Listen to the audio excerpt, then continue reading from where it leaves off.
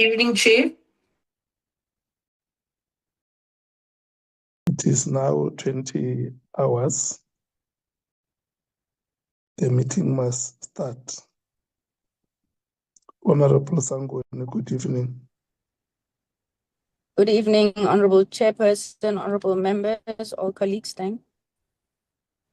Honorable Chief Whip, Honorable Ntuli.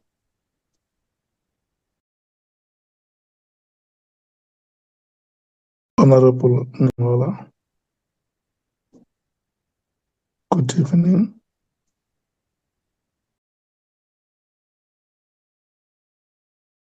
Honorable 𝐬𝐮𝐬𝐜𝐫𝐢𝐻𝐿𝐵𝐻𝐿𝐵, good evening.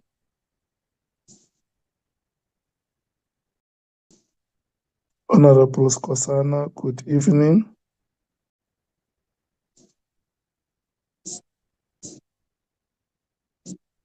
Honorable Nombalo, Honorable 𝐬𝐮𝐬𝐫𝐞, good evening.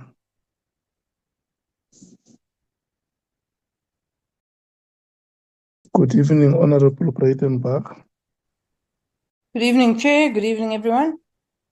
Good evening, Honorable Cameron. Good evening, Chair. Good evening, everyone. Honorable Tlhopha, good evening.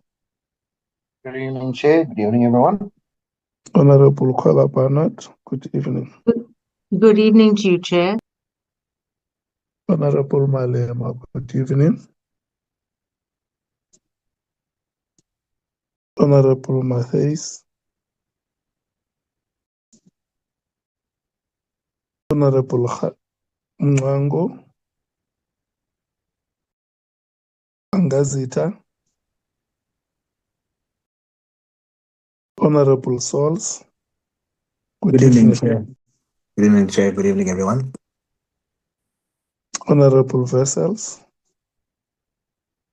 Good evening, Chairperson. Good evening, colleagues. Honorable James. Evening, Chair and colleagues. Advocate 𝐟𝐸𝐻𝐫𝐿. Good evening, Chair, honorable members, and my colleagues, both parliamentary and on the evidence leaders team. Advocate Mkhwanazi and Advocate Mkhize. Good evening. Good evening, Chairperson. Good evening, honorable members and colleagues from the parliamentary team. Mr. Techana, good evening. Good evening, Chair. Good evening to my colleagues and good evening to honorable members as well. Van Zyl, good evening. Good evening, Chair, honorable members and colleagues on the platform. Thank you, Chair. Silkstone, good evening.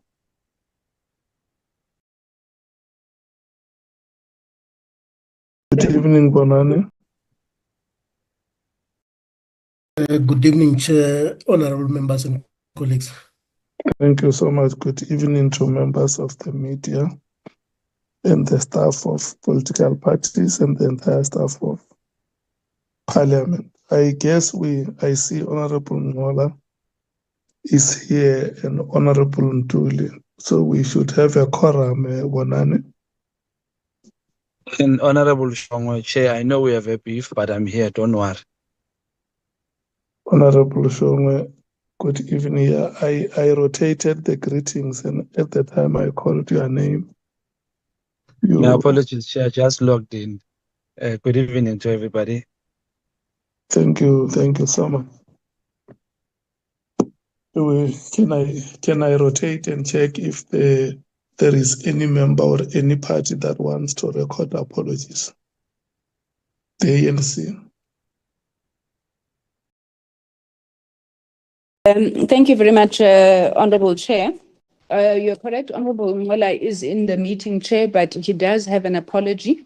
He will be in and out of the meeting. He's attending the farewell function of Justice 𝐼𝐶𝐿. Thank you so much. Thank you so much. The MKP. Thank you, Chair. Honorable Skhosana will be joining us in no time.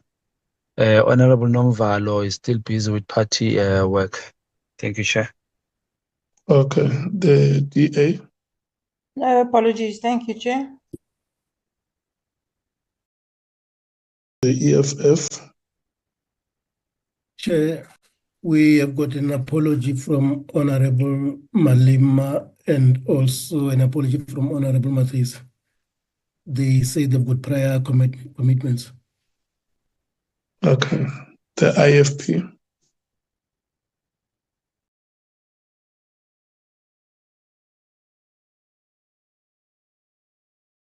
The PA. No apologies, Chair. The Freedom Front Plus. No apologies, Chair. Thank you. The Action SA. No apologies, Chair. Okay, thank you so much, Bonani.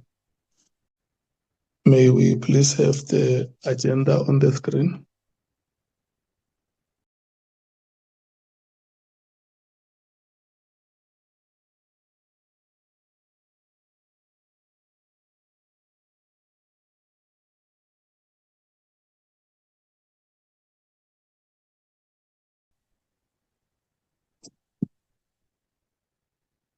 Thank you so much.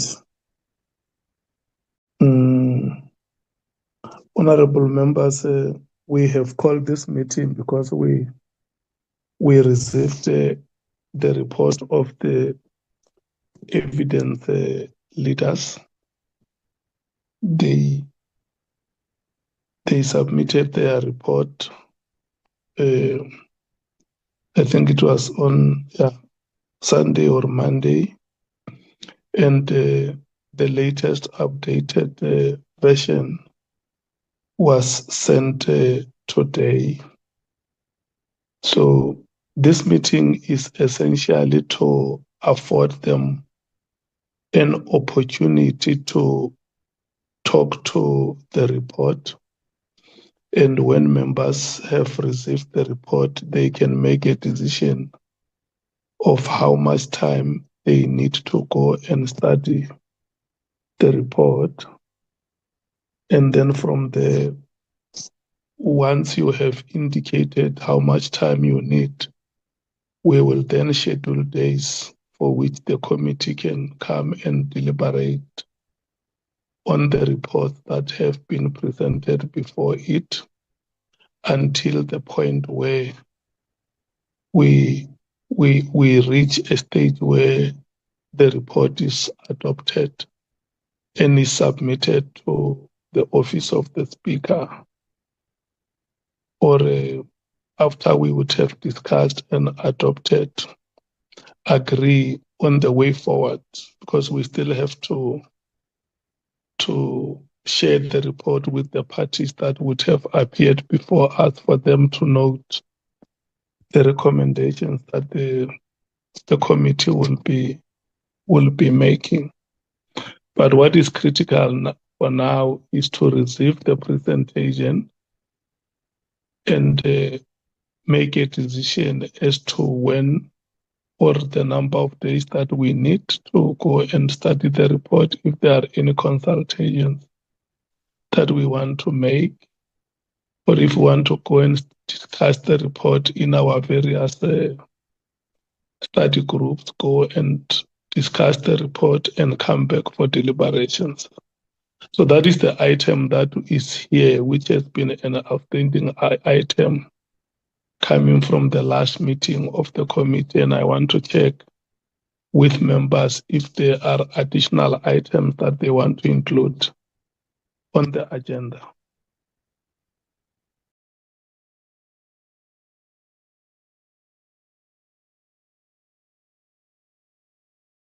ANC.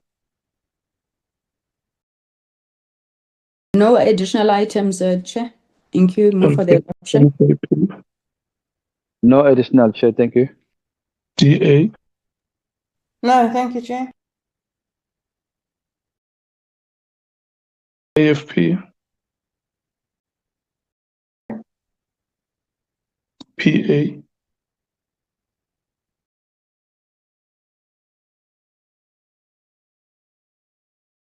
Freedom Front Plus, Thank you, Chair. PA is also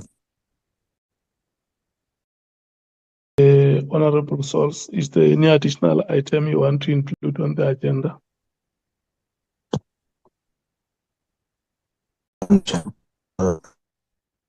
Okay, thank you so much. Freedom Front Plus, No, nothing, Chair. Action SA. Nothing, thanks, Chair. Okay, thank you so much. So that is the item that the meeting will consider today. I'm going to hand over to the evidence leaders, Advocate 𝐟𝐨𝐫𝐞. Thanks very much that we are at the stage where the committee now has sight of the report of the evidence leaders. We want to thank you so much for the tremendous work that has been done. It has not been easy, but we achieved. We are here today, yourself and your team, Advocate Mkhwanazi and Advocate Mkhwanazi. We want to thank you so much for your efforts. I'm going to allow you, Advocate 𝐼𝐨𝐫𝐞, to lead us in the presentation. Let me check with Mr. Tejana first if there is anything that he may want to say before we go straight into the presentation. No, I'm fine, Chair. Thanks. Thank you so much. Advocate 𝐼𝐨𝐫𝐞. Thank you. Thank you, Honorable Chair, honorable members. You now have a what we call a draft report, because I suppose it will only be a final report once the committee has satisfied itself that what is contained in the report is what they want, and that any conclusions and recommendations and findings that come out of the report conform to the wishes of the Ad Hoc Committee. So I would expect that the committee itself will have its own discussions and deliberations in the coming days. Having said that, we do owe you an apology, almost as usual, for filing the report late. As you would have seen, it's a substantial document that required a lot of interrogation, reading, verification, cross-checking, and in some cases, we would still have to embark on that exercise further as we go along.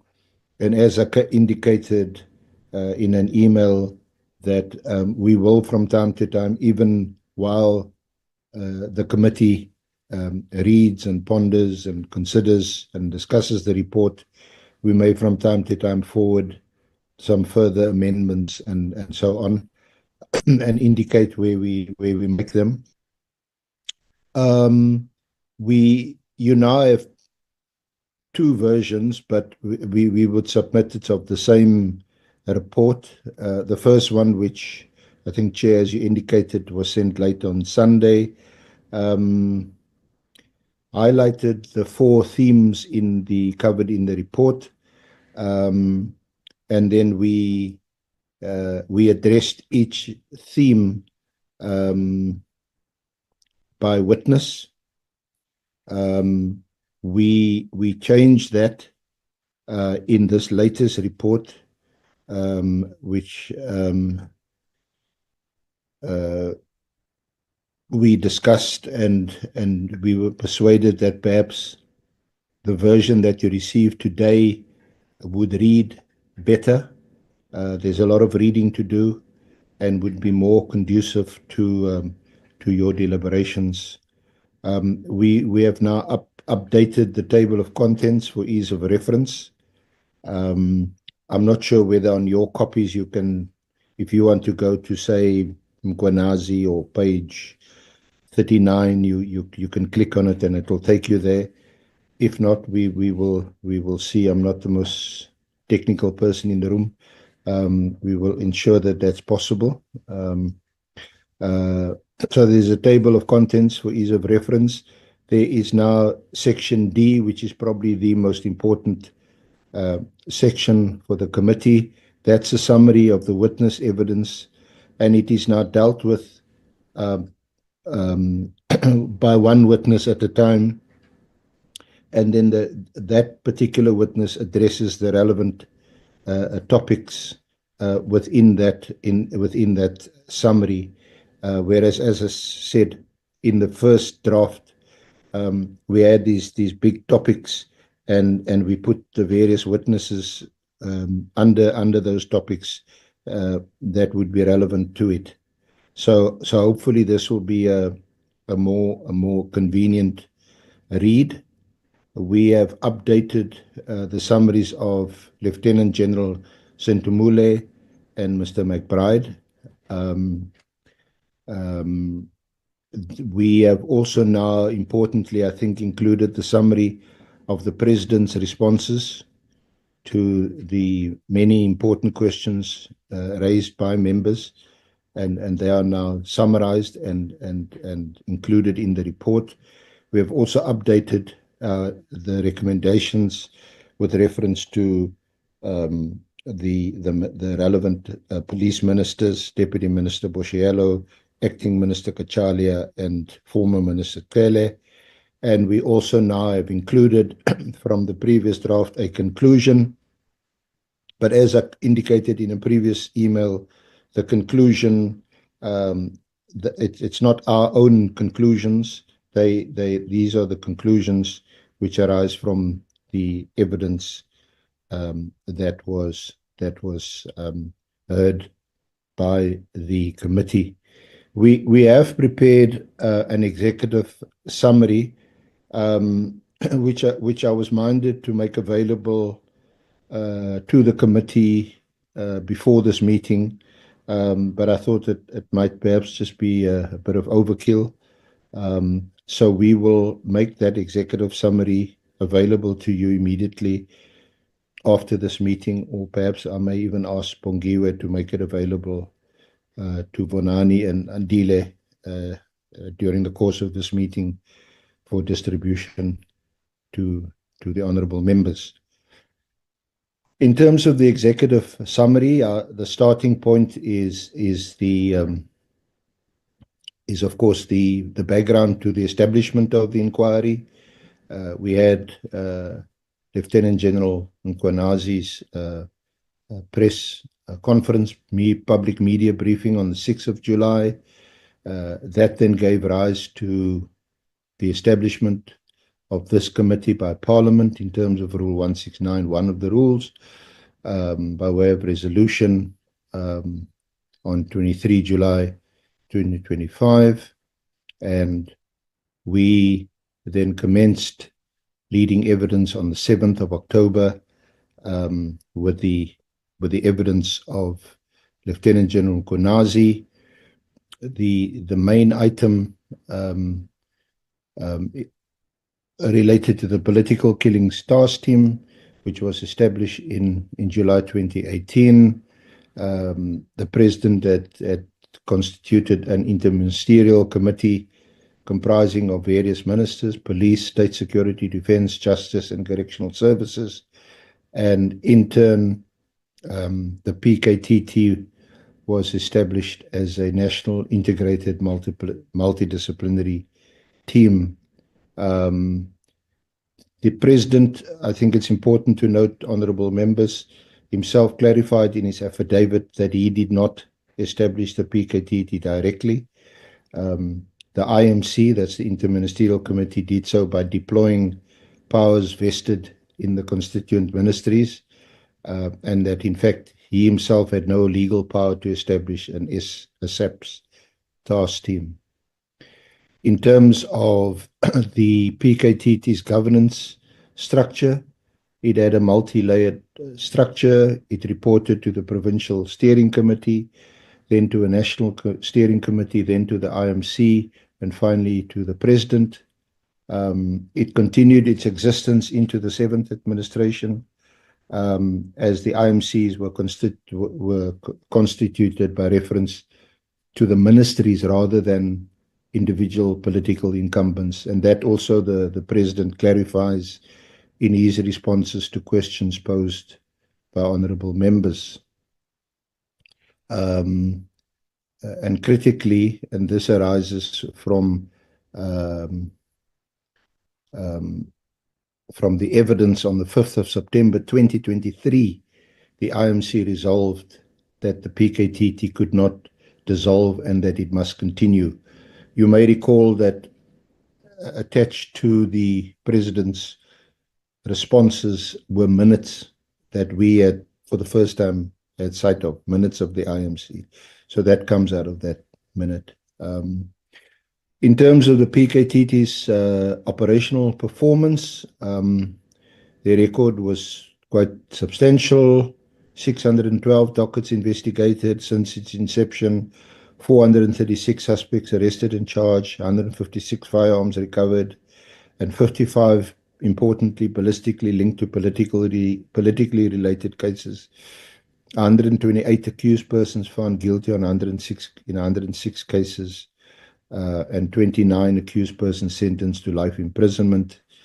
The total exceeds 1,800 years imprisonment imposed across the board. The National Commissioner approved a 12-month budget extension in April 2024, endorsing in writing that the task team must continue beyond the election so long as there is work to be done, and that arose from the evidence of now acting National Commissioner Dampani. You may recall she is the Chief Financial Officer, a substantive position.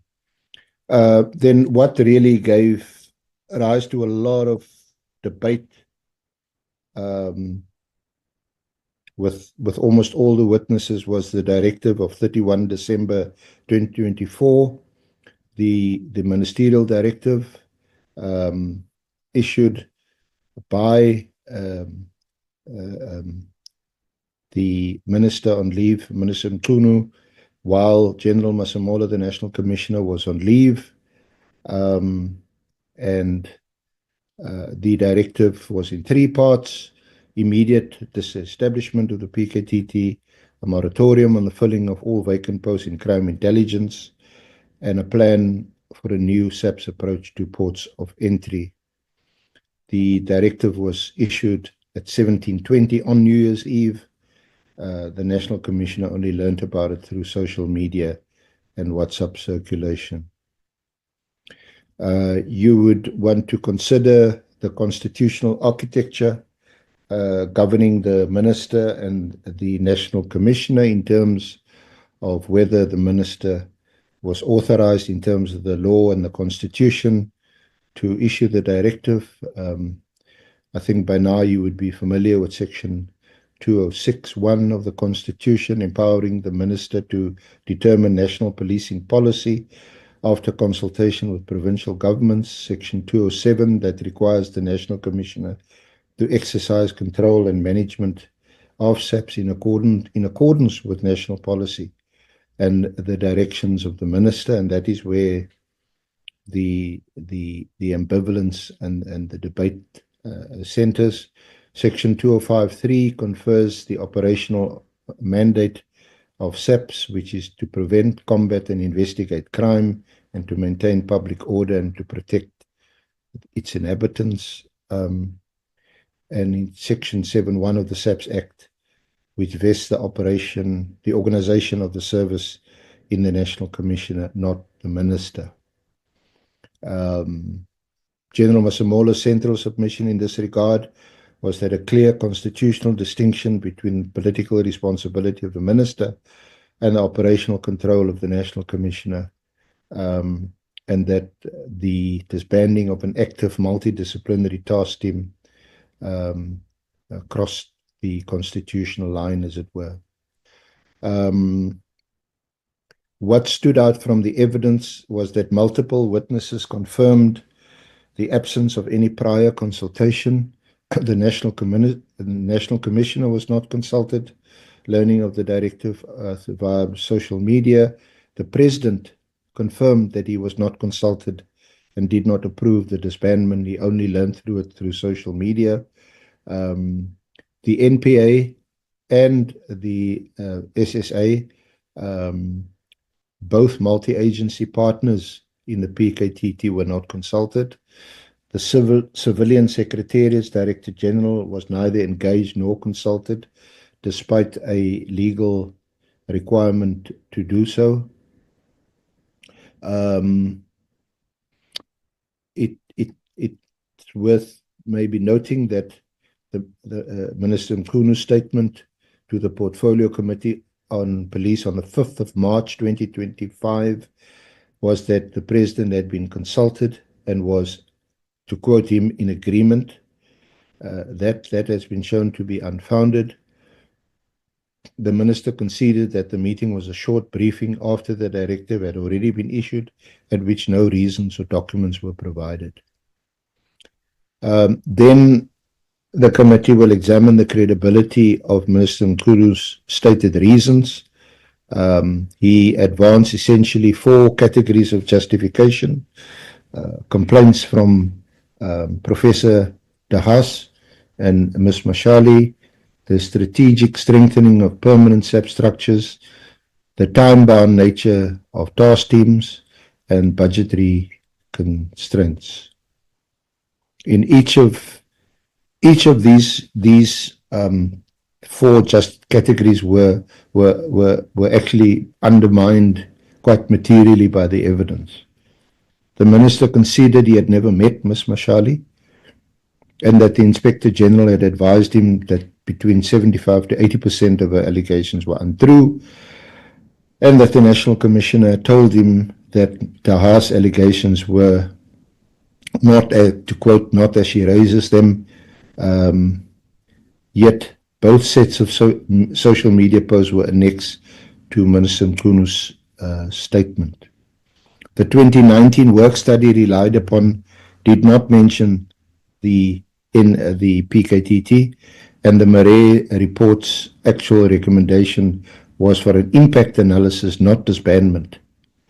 A recommendation which, as it emerges, the Minister applied solely to the PKTT, despite 13 other task teams being addressed in that report. The SAP's CFO, now acting National Commissioner, Lieutenant General Mkhwanazi, confirmed that she had no discussions with the Minister about the PKTT budget and learnt of the directive through social media reports. The Minister's assertion that the PKTT operated illegally post-2022 was directly contradicted.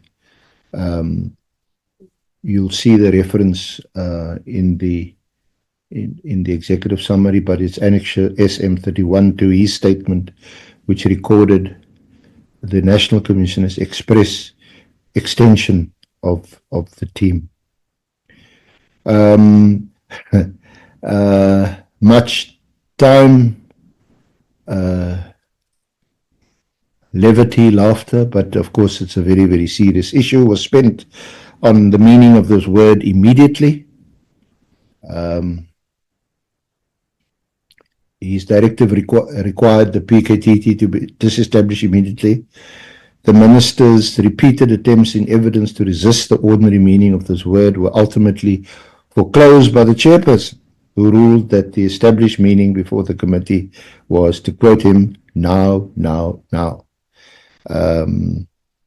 Lieutenant General 𝐬𝐫𝐸𝐵, of all people, confirmed that for him immediately meant now, and the same understanding was adopted by him. Then a vexed issue that arose was the issue of the 121 dockets. They were physically transferred from KwaZulu-Natal to SAP's head office in Pretoria on the 28th of March 2025. Initially 118 and then a further 3 on the 23rd of April, total of 121.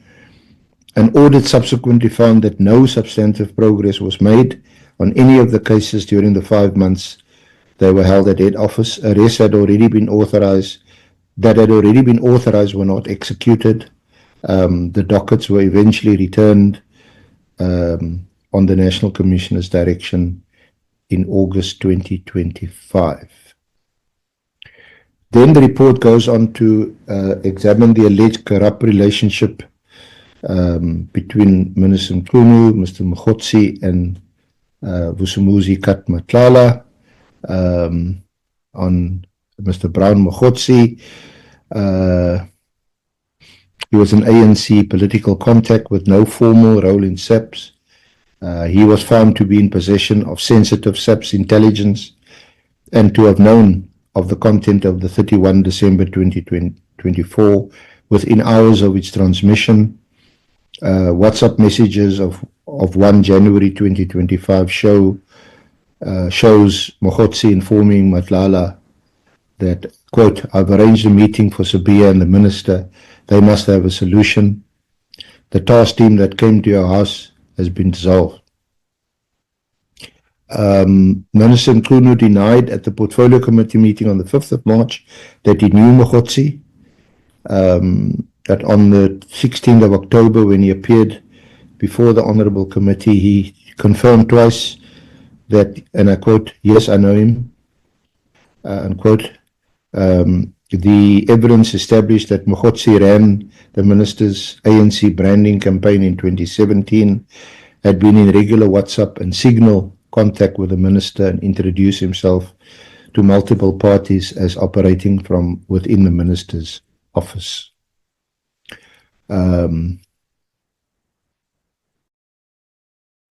The committee, in fact, on several occasions, made it clear to Mr. Mkhwanazi that he was not truthful about the nature of his relationship with the minister. Mr. Vusumuzi Kat Matlala, he was arrested on the 14th of May 2025 on 3 counts of attempted murder and is a central figure in the alleged criminal syndicate that was referred to by Lieutenant General Mkhwanazi in his media statement in July last year. Some of the key facts established in evidence was that Matlala had an extensive criminal history spanning 25 years, initially presented to this Honourable Committee as a single possession of stolen property conviction, later conceded under questioning by members of this committee to be a conviction for burglary, housebreaking and theft, for which he served direct imprisonment. He admitted making cash payments totaling 500,000 rand to former Minister Becky Cele, 300,000 in January 2025 and 200,000 in March 2025 as a facilitation fee for the return of his confiscated firearms and cessation of police operations against him. He conceded under questioning that the payments were illegal and amounted to bribery. Of course, what perhaps need to be inquired into, I don't think we have on the record, because former Minister Cele wasn't, of course, given the opportunity subsequently to address the bribery allegations. Matlala further conceded that his appointment of his sister as a director of Medicare 24 Tshwane district while retaining 100% effective control amounted to fronting, acknowledging that there was a man behind her who was controlling the company and that this was wrong. And this was in response to questions by members of the committee. Matlala maintained a close personal relationship with a known manufacturer of illegal narcotics, Mr. 𝐦𝐨𝐫𝐿, for at least 2 years without reporting their illegal activity to any authority and admitting and admitted loaning Bashogha approximately 1 million rand. Matlala traveled in a militarized convoy of 6 vehicles with up to 14 personal protectors drawn from the former Special Task Force and SANDF Special Forces personnel at a cost of approximately 2 million rand per month. These facts all emerged from the evidence of Matlala and during his cross-examination. A big item before the committee was the 360 million rand health risk management services tender. Medicare 24 Tshwane District Pty Limited was owned by Matlala, was awarded a 3-year health risk management services contract by SAPS in June 2024 at a value of approximately 360 million rand. The company had no operational track record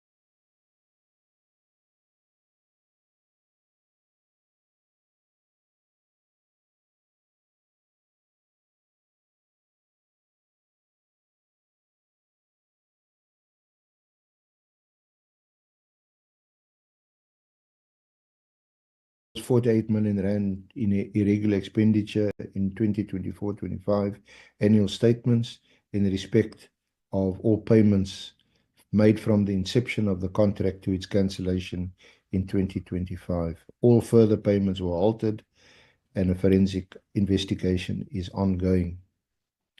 The recommendation regarding Lieutenant General Mkhwanazi, the evidence leaders had recommended that Lieutenant General Mkhwanazi be referred to IDAC for further investigation and prosecution for the breaches of the PFMA, in that he signed off the award under delegation from the National Commissioner in the face of glaring procurement lapses by both the Bid Evaluation Committee and the Bid Adjudication Committee, which he chaired. Of course, we know that there is now an ongoing criminal case involving suspended National Commissioner Masemola. Then a big ticket item before the committee were allegations of organized crime, syndicate infiltration, the so-called Big Five, which was alleged by Lieutenant General Mkhwanazi. He alleged the existence of the Big Five criminal syndicate comprising what he described as tenderpreneurs with significant government contracts, working in concert with law enforcement officials to protect cartel operations.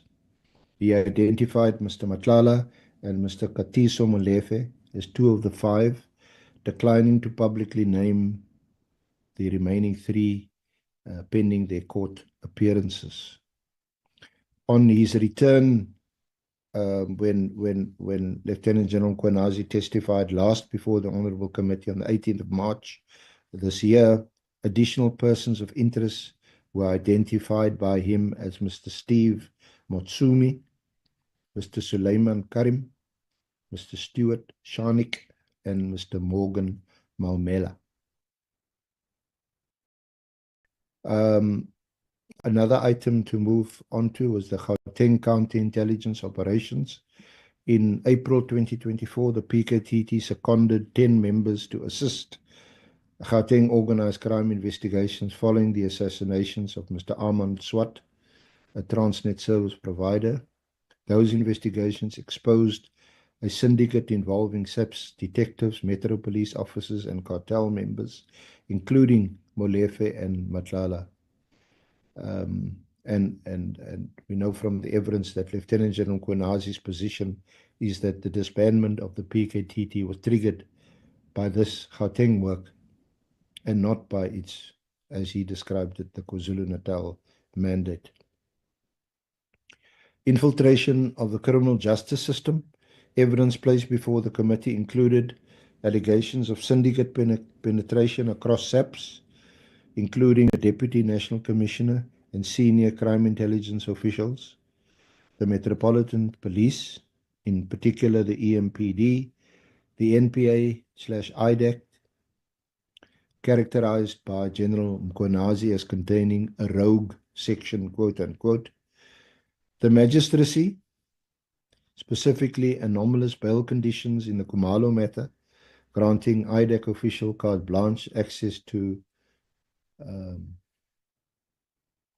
crime intelligence officers and correctional services. Lieutenant General Khumalo testified that cartels actively cultivate relationships with high-ranking officials to receive early warning of law enforcement actions and to redirect their resources. We move on to IDAC, its mandate conduct and the Khumalo arrest.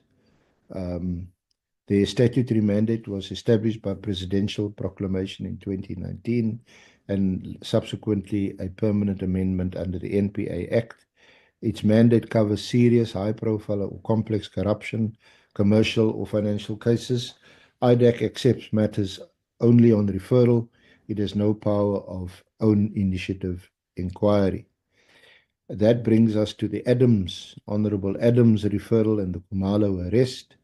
Honourable Adams laid complaints in October 2024 regarding alleged criminal activity within crime intelligence, which were formally referred to IDAC by the Chief of Staff of the Minister, Gabinde. On 26 June 2025, IDAC arrested Lieutenant General Dumisani Khumalo and 6 co-accused on charges of corruption and fraud relating to the irregular appointment of a crime intelligence official framed as an act of state capture within a network designed to redirect state resources for private gain.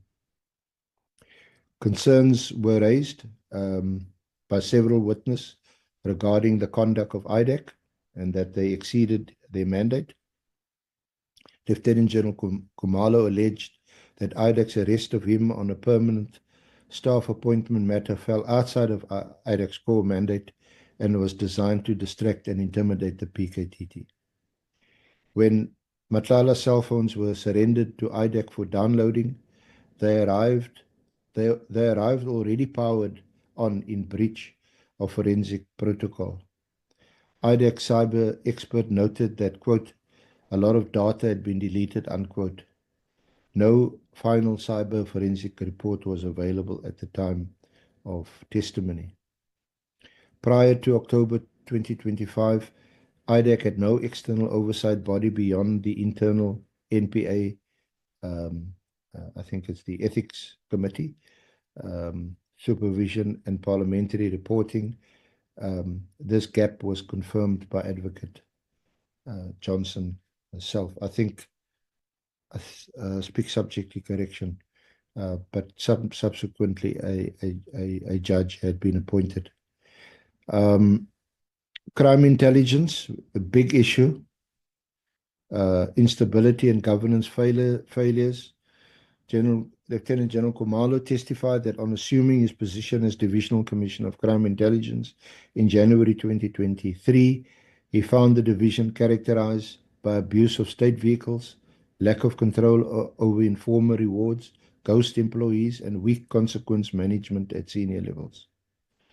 The moratorium on the filling of crime intelligence vacancies imposed by the 31 December 2024 directive left 4 provinces without provincial heads and critical operational posts vacant. The moratorium was characterized as unexpected and without any prior indication during ministerial meetings. Lieutenant General Mkhwanazi identified the Crime Intelligence Secret Service Fund, described by both McBride and O'Sullivan as chronically misused as a structural enabler of corruption, noting that control of the fund is used to co-opt police officers, generals, and politicians. The allegations of political interference, Lieutenant General Vuma provided extensive evidence of ministerial interference in SAP's operations under prior ministers, including pressure from then Minister 𝐾𝐨 to award PPE contracts to a supplier list provided by him during COVID-19. She resisted this. There were attempts to influence the RT15 cell phone contract and the IDT infrastructure arrangement in favor of particular service providers in breach of PFMA prescripts. The IVU3 bulletproof vest procurement irregularities. Vests were purchased at approximately 33,000 Rand each, instead of between 3,000 to 8,000, with allegations of luxury gifts distributed to attending officials, including General Mkhwanazi, General Masemola, and this allegation is apparently under current IDAC investigation. Lieutenant General Vuma characterized the position as one in which SAP's leadership had collapsed and in which successive national commissioners had been subjected to institutional instability driven by cadre deployment and politicization. Arising from the evidence, of course, we make some key credibility assessments. Minister Nkunu, we conclude that on his own evidence, he issued the directive using the word immediately, but was unable to reconcile his subsequent resistance to that meaning with the ordinary meaning of his own letter.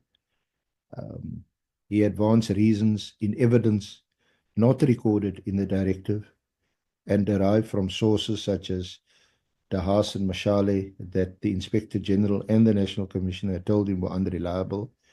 He admitted instructing his Chief of Staff to record Lieutenant General Mkhwanazi without consent, and he misrepresented to Parliament the extent of presidential consultation on the directive. General Masemola presented on the evidence as credible and consistent on the constitutional framework and the operational impact of the directive. 2 significant concessions emerged that whether the minister had lawful authority to issue the directive is ultimately a question for the committee, and there is a meaningful difference of emphasis between his committee testimony and his 𝐬𝐫𝐞 proceedings affidavit, which we suggest should be more closely looked at. Talking about the court matter when he suspended 𝐬𝐫𝐞 and 𝐬𝐫𝐞 took him to court. Matlala, Mr. Matlala's evidence is not credible in material respects. He was characterized as a participant in rather than a victim of the alleged corrupt network, whose admissions under oath, including 500,000 in payments to a former cabinet minister, fronting employment of a bid evaluation committee evaluator post-award. This is this Captain Cartwright, an association with a narcotics manufacturer, that this warrants a continued referral to the NPA, IDEC, and the SIU. Lieutenant General Mkhwanazi, we assessed him to have abdicated his responsibility as the bid adjudication chairperson. He received the report, the BEC report, signed on a one-line approval, signed the appointment letter, conducting no independent adjudication. His formal denial that the BAC failed to exercise due care was irreconcilable with his multiple concessions, including, and we quote him, the tender should not have been awarded. The President established that he did not approve the disbandment, was not consulted, and has taken constitutionally grounded steps in response. However, the evidence leaders noted systemic gaps in executive oversight, including no performance assessments of the Minister of Police during the 7th administration, a 14th-month delay in acting on the former National Director of Public Prosecution, Batoy, fitness inquiry regarding Director of Public Prosecution 𝐬𝐻𝐾, which is now before an inquiry, and failure to enforce a November 2023 cabinet resolution requiring written PKTT reporting. From the evidence, several forward-looking measures were recommended. Vetting and integrity came across most of the evidence. Independent lifestyle audit, mandatory pre-employment vetting for all senior SAPS posts in accordance with Section 17E of the SAPS Act. Continuation and capacitation of the PKTT, and establishment of a similar capacity in Gauteng, and the institutionalization of the multidisciplinary prosecution-guided model. Procurement clearly requires a massive overhaul, and in this regard, this emerges from the evidence of Lieutenant General Mkhwanazi, the forensic audit of the Medicare 24 tender, and also in the forensic division, where there are a number of criminal matters that are still pending. Crime intelligence, clarification and legislative codification of the counterintelligence mandate, reform of Secret Service Fund accountability framework, and perhaps an area that wasn't explored at all related to that of General Khan, which was raised on several occasions by Lieutenant General Mkhwanazi, but he was never required to appear. IPID, it's important that it must be structurally independent from the minister. In this regard, there was reference to the Glenister principles that also applies to the Hawks. As far as the NPA and IDEC is concerned, the overall of the legislative framework, the expansion of IDEC mandate to also address systemic issues, and the role of the inspecting judge must be fully operationalized. And as far as the NPA is concerned, a number of important recommendations, or certainly that warrants serious consideration, were raised by the former National Director, Batoy. Leadership, statutory requirement for incoming national commissioners to present structural plans to the portfolio committee within prescribed timelines is important. Then, as far as technology is concerned, digital docket management, body cameras, and data-driven policing to reduce opportunities for interference. Almost done. Areas not fully explored. During the proceedings, infiltration of correctional services and the judiciary by criminal elements. If memory serves, one judge was mentioned. I think it was an acting judge. No other judges or magistrates were mentioned during the hearings. Evaluation of chain of custody, data integrity, and digital evidence management processes. Then importantly, the Inspector General of Intelligence classified report on crime intelligence, property irregularities. It was proposed to be heard in a closed session, but this did not take place. The Jermaine Prim letter, adduced as new evidence by Lieutenant General Mkhwanazi on the 18th of March, which of course we were unable to verify because it was produced on the morning of Lieutenant General Mkhwanazi's evidence on the 18th. Then Minister Nkunu filed a replying affidavit, was filed after the close of evidence, and does not form part of this evidentiary overview, but which we attach to the report for the committee to consider. Then in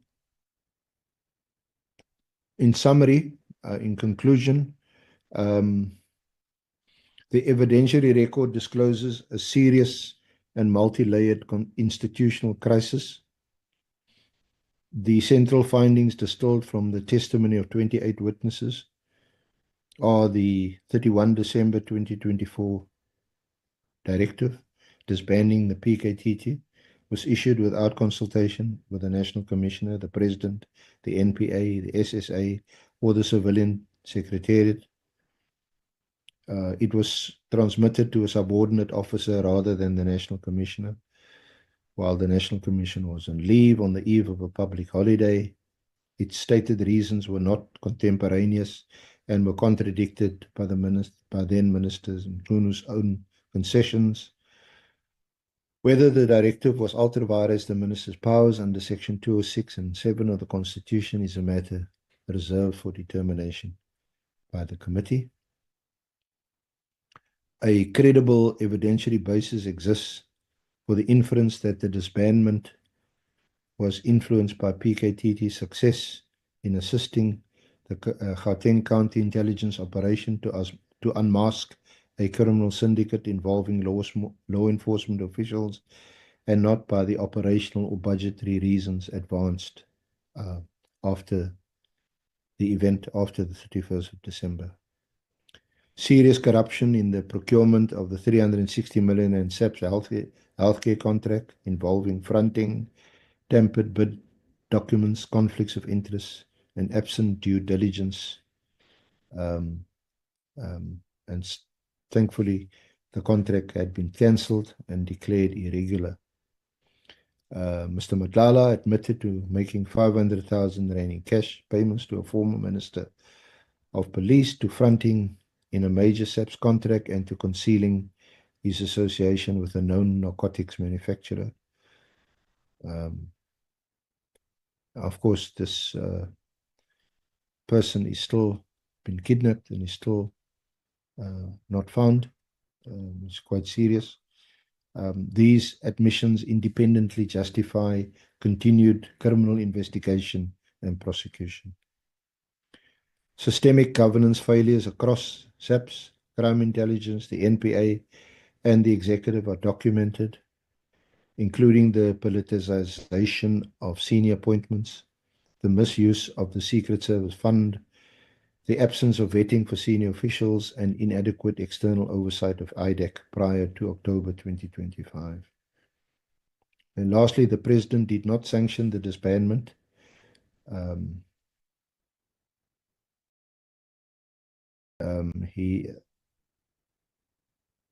His response, establishing the Madlanga Commission, placing the minister on special leave, and appointing an acting minister under Section 98 of the Constitution, was constitutionally grounded, though the evidence reveals a pattern of passive executive oversight in the policing portfolio that the committee may wish to address in its recommendations. Chair, if I may ask any of my colleagues, I think Ms. Mkhize is in our meeting, if she wants to add anything. I have nothing to add. Thank you, Advocate 𝐼𝐶𝐬. Like a good junior counsel. Thank you, Chair. Thank you, honorable members. That's our short presentation. As I said, we will provide an executive summary to you if it hasn't been done already, to assist in hopefully a more convenient, or to facilitate the reading of a fairly substantial report. But those are the main issues that we highlight this evening. Thank you.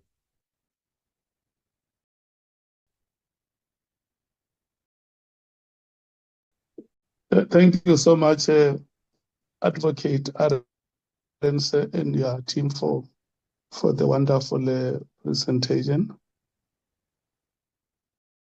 And honorable members, you can appreciate that the report is voluminous, but the executive summary that has been presented here, I think should make things easier for us, and also for us to comprehend the report, its content, and the recommendations that are being made. Can I check? I'm going to rotate amongst the parties to check if there are questions from the presentations that have been made before we go to discuss the way forward. The African National Congress. Thank you very much, Honorable Chairperson. Let's also thank Advocate 𝐼𝐶𝐬, Advocate Mkhwanazi, and Advocate Mkhize. I saw the name of Advocate Zikalala as well, for the work that has gone into it. Chair, I don't think that we have any questions at this stage. We would obviously want to study the report. Insofar as what Advocate 𝐼𝐶𝐬 has presented, it is generally straightforward. So no questions at this point. Thank you, Chair.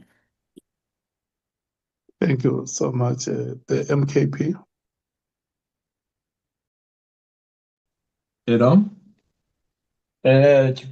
Good evening, Chair and colleagues. For me, and the party, I think once we receive the document itself, and because he has indeed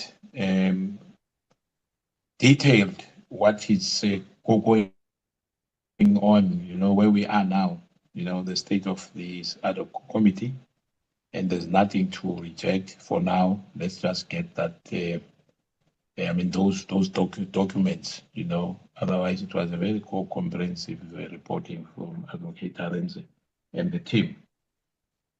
Thank you. Okay, the Democratic Alliance. Thanks, Chair, and thank you to the team for the presentation. It is indeed very thorough. I have no questions. I'm not sure if any of my colleagues have questions. Thank you. Okay, the Patriotic Alliance.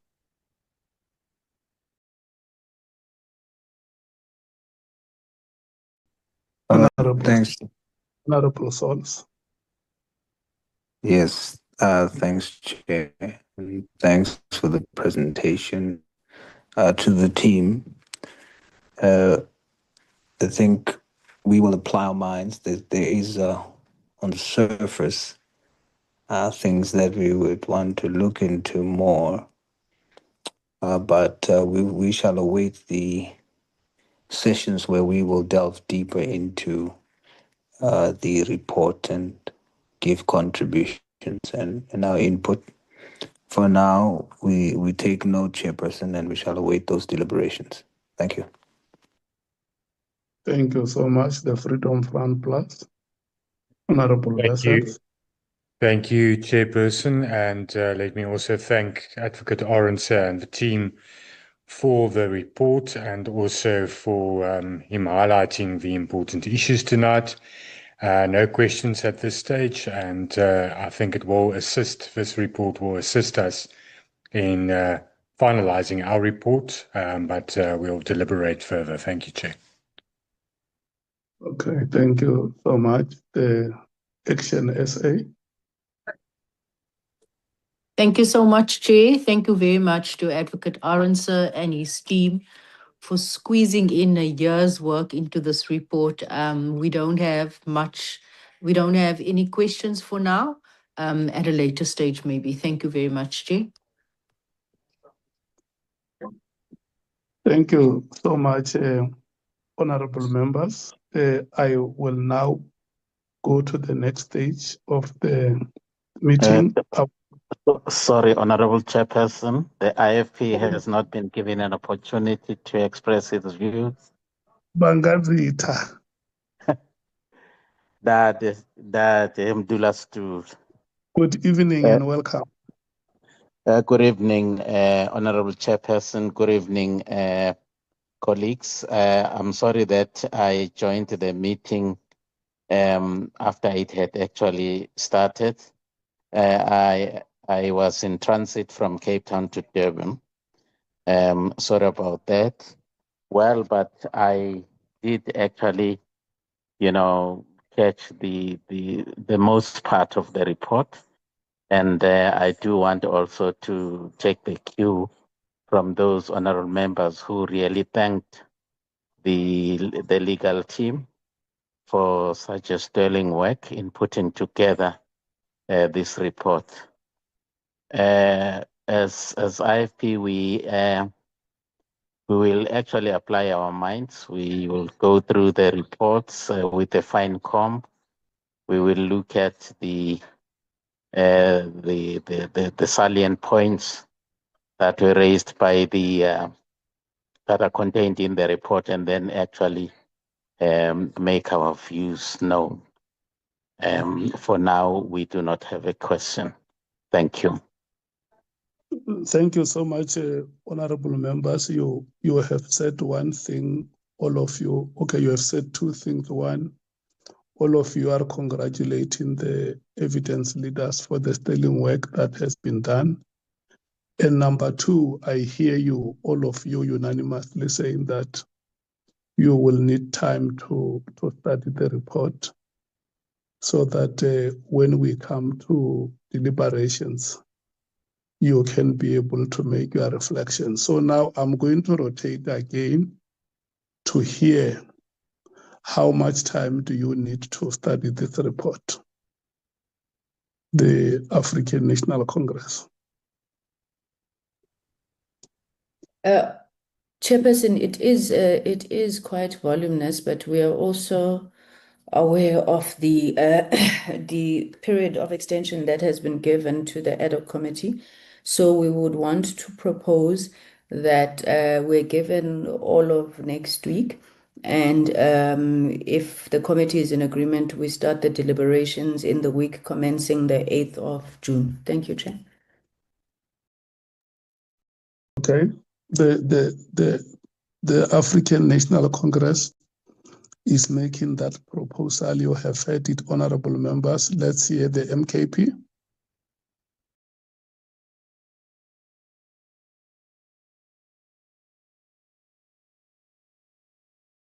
The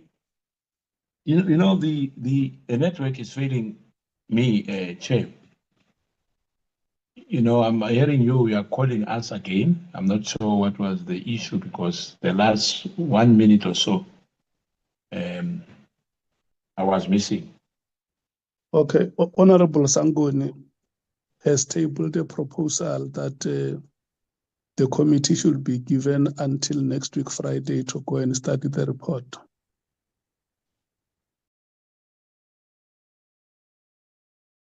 Did you hear me? Did you hear me, Jali? Yes, I heard you now. You say it gave up to Friday that we must study this. I agree, Chair. We shall support it. Thank you. You heard me, not tomorrow, next week, Friday. Yes, I heard you. Next week, yes. Thank you, Chair. Your support. Hello? We support, Chair. We support, Chair. Okay. The DA? We support. Thank you. The IFP?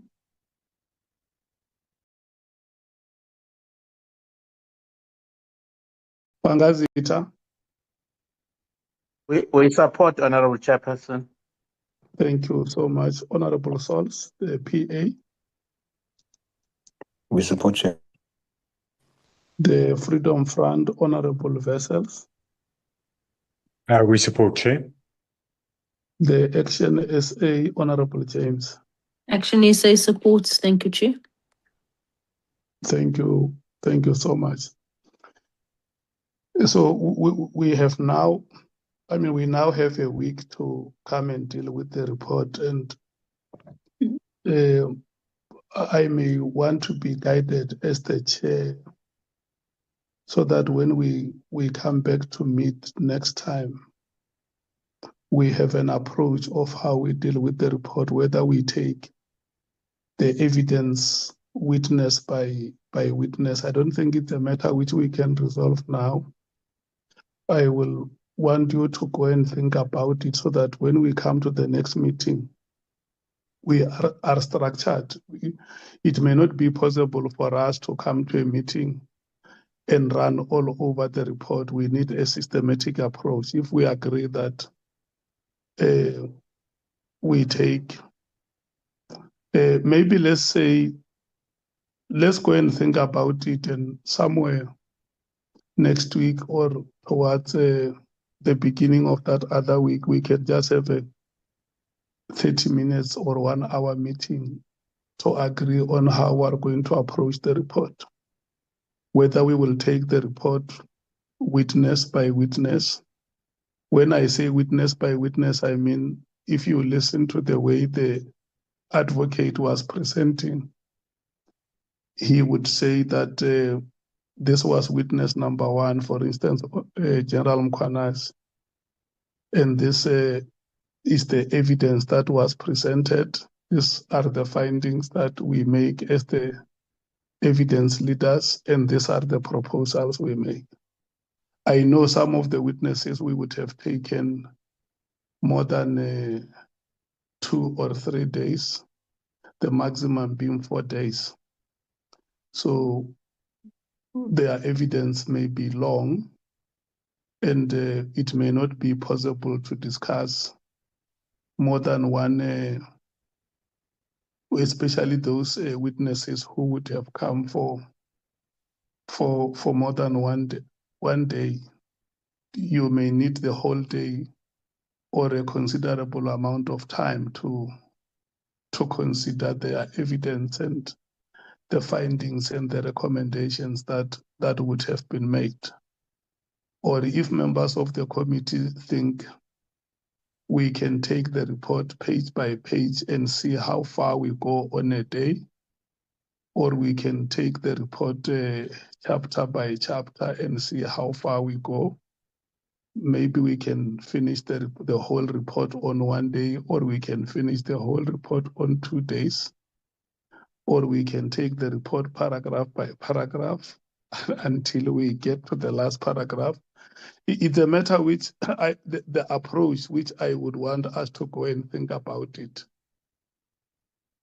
so that if we say on the first day of the consideration of the report, if we say we can take 2 or 3 witnesses, or we can take 1, whatever number we decide to take, it must have been the agreement of the committee, and we can only reach that agreement after we shall have gone through the report. And I appreciate that some of the witnesses, like those witnesses that we met in Tshwane when we were in Gauteng at the Khosi Mampuru, you remember their statements were very short. It's something that you can easily deal with.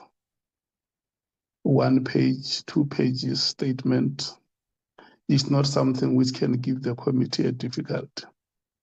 And I don't want to burden you now. That's why if you agree, honorable members, allow me to release you to go and think very carefully about the approach which will make each one of us satisfied that we will have done due diligence with this process. Is that agreeable to honorable members, the ANC? Yes, that is agreeable, Chairperson. Thank you. Thank you so much. The MKP? We support. Thank you, Chair. We agree with you. Thank you. The DA? Agreed, thank you. The IFP? Well, agree, Honorable Chairperson. The PA? Agree, Chair. The Freedom Front Plus? Agree, Chairperson. The Action SA? Agree, Chair. Thank you so much, honorable members. So, Bonani, you will look for a suitable date and time where members can come and we agree on how we are going to approach the report. For sure, members will also discuss between themselves and across the parties. And then when we come here, it will make our process easier. Mr. Tejana, anything you may want to say? No, thanks, Chairperson. Okay. Any last thing that you may want to say, Advocate 𝐟𝐸𝐻𝐿 or Advocate 𝐦𝐨𝐫𝐞𝐿? No, thank you, Chair. Just all the best to honourable members in their deliberations on the report. Okay. Miss. And of course, we on hand to assist if and when necessary. Okay. And then how soon will we get the executive summary? A summary has already been circulated. I think if I see on my phone, I think Advocate Mkhwanazi has already copied it to Vanani and Andile. Okay. And then Van Zyl, Miss Van Zyl, is there anything you want to say? No, thanks, Chair. I'm covered. Okay. You don't want to remind the members that you made those 2 reports available to help them to complement what would have been presented by the evidence leaders? Yes, Chair. Yes, Chair. We do have that one governance concerns report, and then also the draft report of the committee to be considered, the one that will actually be tabled in the National Assembly. Yeah, the draft report, we are going to consider it after we shall have dealt with the report of the evidence leader. We are going to This report will be taken in two phases. Phase 1 is the evidentiary overview, and then phase 2 is the draft report that you circulated. Yes, Am I, perfect. Thank you very am I much. correct? Yes, thank you, Chair. Yeah, but there is that other report that you produced earlier, which will also help which will help members to better understand and refresh their memories. Am I correct? You are correct. Thank you very much, Chair.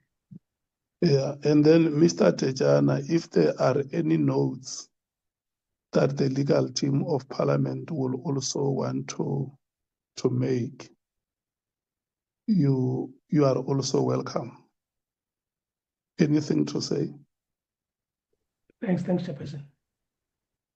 Yeah, you might have noticed during the process that there are some matters that may relate to the revision of the rules of Parliament. Even today, for sure, when we were debating the budget vote in the National Assembly, you might have heard the Speaker intimated to that. Maybe if there is going to be a process on the part of the Joint Standing Committee of Parliament and the Office of the Speaker to review the rules, we must not miss the boat.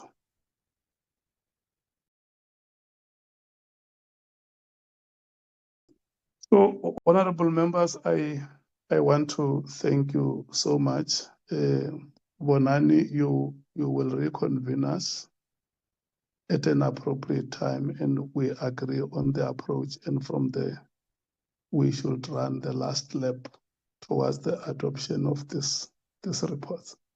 Thank you so much, honorable members, for your patience, and we accept your apology, Advocate 𝐟𝐨𝐫𝐿 and your team, for whatever delay that could have been there. We don't think that you would have deliberately decided to delay the work of the committee. Honorable Breitenbach has always been reminding me that, Soviet, I told you that you were over ambitious. There was a lot of work to be done. And if you don't believe, just watch the space. You will see when the final report will be available, and you will come and agree with me that I have always been right. Thank you so much. Thank you, Honorable. I must express, Sorry, Chair, if I may quickly. Before you say what you want to say, I'm going to allow you. Let me say this last thing, that I should express my gratitude to all of you, the members of the committee, that we are at the point where we are today. We have done this because we worked together, we cooperated, and stayed true to the expression that one swallow does not make a summer. Can I take the speaker who, is it Honorable 𝐬𝐮𝐬𝐽? Yes, Chair. You are welcome. Thank you, Chair. Apologies to the members as we are about to leave. It's just that I think, I don't know whether it's necessary or not, but I think for the record, I should just say that I have been invited to come to the Madlanga Commission, and I have went there to give the statement as they requested on the issue of General Khan inviting me in Durban. So I just wanted to inform you, Chair, and the committee on that point. Thank you, Chair. Okay, no, thank you so much for that information. We can just wish you good luck and have the courage to testify in the best interest of the country. Thank you so much for that information. Is the Honorable Sols, do you want to say? Yes, and me, myself, Chair. Honorable Skhosana. Yeah, and thanks for wishing my colleague, a good luck, because when General Khan was arrested, it was a vindication for my honorable member, because I asked Khan to say if he wants to see us, he must come there, you know, because people are coming here at the Ad Hoc Committee, nowhere else. But for now, I think sanity will prevail, you know, Yes. for a member, because, you know, living in fear is not a nice thing, Chair. You know, but I think that the opportunity which General Khan has lost and others, as I always say that I guess that in the second round, we need to as well, you know, maybe we'll submit those proposals to the speaker to say the correctional service, the scandals there, the things which we are hearing, the corruption in that department, and the judiciary will come back as this Ad Hoc Committee. I hope so in the future. So thank you. Okay. Honorable Souls, do you want to say a 1 minute prayer before we call off the meeting? No problem, Chair. Maybe before I pray, I should wish your Honorable 𝐬𝐮𝐬𝐫𝐤 all the best and advise him to just drink 1 bottle of water and not to wipe his head with tissue.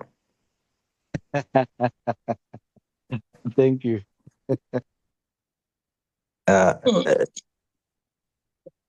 us pray. What's that, Chair? Yes, no, we heard that comment. We want to take the prayer. Yes, I'm going there, Chair. I see Honorable Breitenbach left before the prayer, but those who are still here, Heavenly Father, we come before you in your name as God the Son, Jesus Christ, by yourself as God the Spirit, according to your own will as God the Father. Lord, we are so grateful for this time together as we deliberate on work done. We believe we've done it to the best of our ability with the strength and the grace that you've allowed us and given us for this act of national duty. I pray, Lord God, that at the end that it might contribute to the betterment of our country, and that for generations to come, that this might be an altar and a testament to make our country great. We pray as we continue to do this work that you be with us, you grant us the necessary wisdom, integrity to complete this work. This I pray now with all humility. Bless us until we meet each other again. In Jesus' name, amen. Amen. Thank Thank you, you Chair. so much. Honorable members, we have come to the end of the meeting. I wish you all the best. Thank you, Chair.